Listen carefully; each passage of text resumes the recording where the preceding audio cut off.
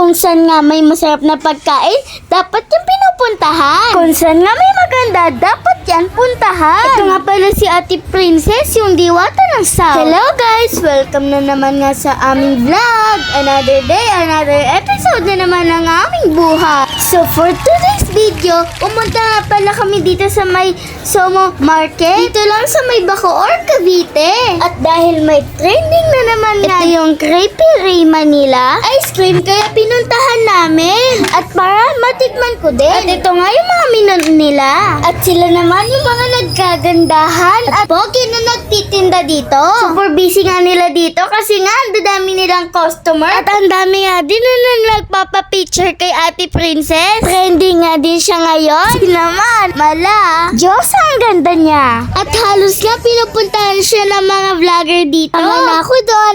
Nagpa-picture nga kaming dalawa ni Mami. Kasi naman, sa personal, super ganda niya kasi talaga. Artistahin ng beauty niya.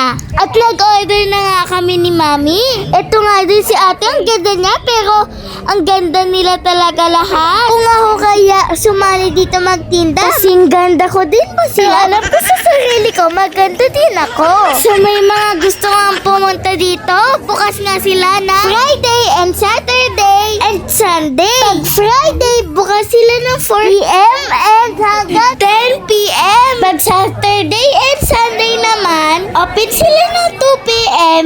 hanggang 10 p.m. Kaya pumunta na kayo dito kasi ang daming pagpipilian na flavors at din. At ang daming ang mga iba-ibang pagkain dito. At sila-silang magkakaibigan. Ang may-ari nitong Crepe Ray Manila. At nandito na nga yung aking order. At excited na nga ako matikman siya.